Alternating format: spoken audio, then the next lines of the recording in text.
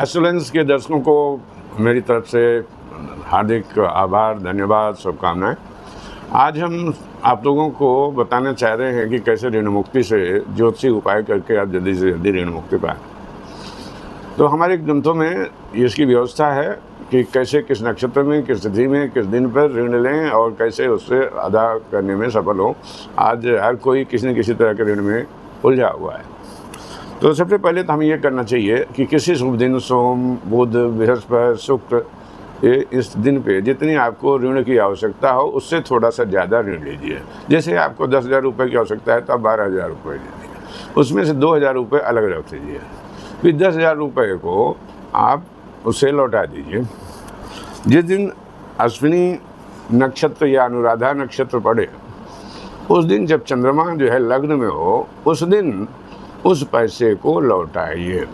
इससे, जैसे कल अनुराधा नक्षत्र है, वृश्चिक राशि चल रही हो, अनुराधा नक्षत्र हो, चंद्रमा उसमें बैठा हो, तो यानी 25 तारीख को ये संयोग बन रहा है, तो आप उसे 2,000 रुपये को लौटा दीजिए। इससे आप बड़ी जल्दी से ऋण मुक्ति में सफलता पाएंगे। इसके अलावा मंगल, शनि या रविवार को जब चतुर्थी या चतुर्दशी ये तिथियां पड़ें, और ये देख लीजिए कि किस राशि में गुलिका, एक शब्द है ज्योतिष का, किस राशि में पड़ा हुआ है। उस राशि में जिसमें गुलिका पड़ा हुआ, चतुर्थी या चौदस को मंगल, शनि या रविवार के दिन आप जो ऋण लिए हैं उसमें कर्ज कुछ लौटा दीजिए। आप आश्चर्य होगा कि जल्दी आप ऋण से मुक्त हो जाएंगे। अथवा शनिवार को जब चर लग्न यानी मेष, कर्क, तुला या मकर राशि हो उस दिन, और अष्टम में कोई बुरा ग्रह हो, जैसे सूर्य है, राहु है, केतु है, शनि है, ऐसे में समय आप ऋण अदायगी करिए, आप बड़ी जल्दी ऋण से मुक्त हो जाएंगे। यह अनुभव सिद्ध है। और एक और बात कहना चाहूँगा कि जब एक्लिप्स पड़े यानी ग्रहण योग हो और व्यतिपात योग हो तो न ऋण दें और न ऋण लें, क्योंकि इससे ऋणदाता और ऋण देने वाले दोनों की मौत जैसी स्थितियां आ जाती हैं।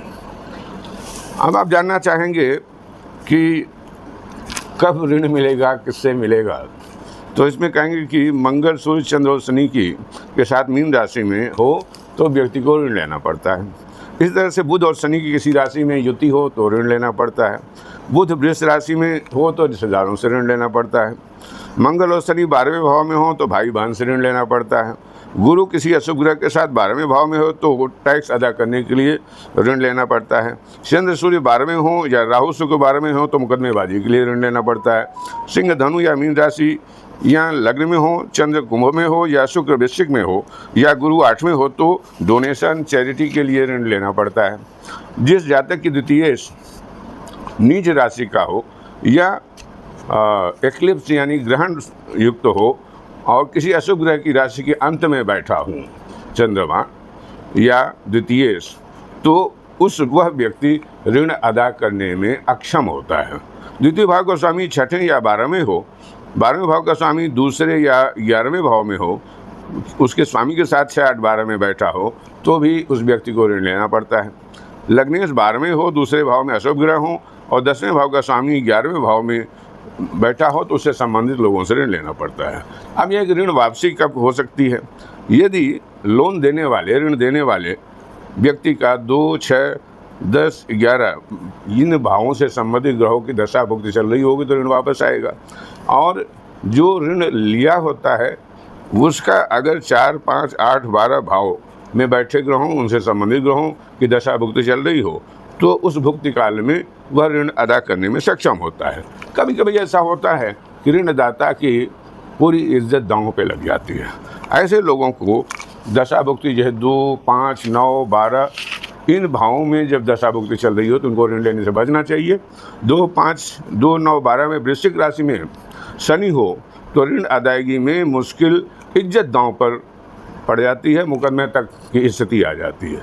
काल चक्र दशा में यदि 6ठे भाव के स्वामी की दशा चल रही हो तो ऐसे व्यक्ति को ऋण अदा करने में बहुत कठिनाई होती है, उसकी इज्जत दांव पर लग जाती है।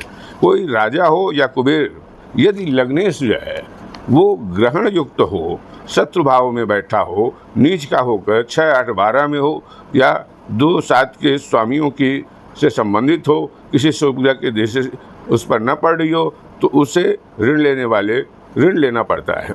ये शनि और सूर्य दूसरे भाव में हो तो भी व्यक्ति को लोन लेना पड़ता है। लोन अब कहाँ से मिलेगा, कब मिलेगा? द्वितीय जिस भाव में और राशि में बैठा हो वहाँ से ऋण मिलता है। 11वें भाव का स्वामी जिस राशि में बैठा उस दिशा से लोन मिलता है, भुक्ति स्वामी की दिशा से लोन मिलता है। यदि ये ग्रह डायरेक्ट मोशन यानी बकरी ना हो तो प्रथम प्रयास में ही लोन मिल जाता है। यदि इनके स्वामी रेट्रोग्रेड हो तो वो हर दिशा से उनको लोन मिल जाता है। प्रथम, द्वितीय और भुक्तिनाथ की दिशा से लोन मिल जाता है। प्रथम द्वितीय भाव से वो स्वयं के घर से लोन ले लेता है। तीसरे भाव से संबंधित हो तो भाइयों से, छोटे भाइयों से, बहनों से, उनसे लोन लेता है। चौथे भाव से संबंधित हो निकट संबंधियों से लोन मिल जाता है। 9वें भाव से संबंधित हो बैंकर्स और दूर दराज के व्यक्ति से लोन मिलता है। 11वें भाव से संबंधित हो तो बड़े भाई से लोन मिल जाता है, दोस्तों से मिल जाता है, पिता से, छोटे भाई से लोन मिल जाता है। 10वें भाव से संबंधित हो तो ऑफिस से, गवर्नमेंट बॉन्ड से, इनसे लोन मिलता है। 6ठे भाव से संबंधित हो अपने से, मातहत लोगों से लोन लेता है। अब ये भी स्थिति है कब लोन आप अदा कर पाएंगे, कब नहीं अदा कर पाएंगे। यदि 4, 10, 11 इन भावों के दशाभुक्ति चल रही हो तब आप लोन अदा करने में सक्षम होंगे, अन्यथा जो आपने मॉर्गेज किया है वो भी डूब जाएगा। 8 और 12 भाव यदि इस समय चल रहे हों और आपने लोन लिया तो आपकी जो पूंजी लगी है, जो आपने मॉर्गेज किया है, वो भी डूब जाएगा। मित्रों, यदि आपको किसी तरह के सवाल करने हैं, कोई शुभ मुहूर्त जानना है, तो आप एस्ट्रोलेंस पर आप हमारे ज्योतिष की टीम से संपर्क कर सकते हैं। हमें ईमेल के द्वारा भी संपर्क कर सकते हैं। हम आपका जवाब जरूर देंगे। धन्यवाद, शुभकामनाएं।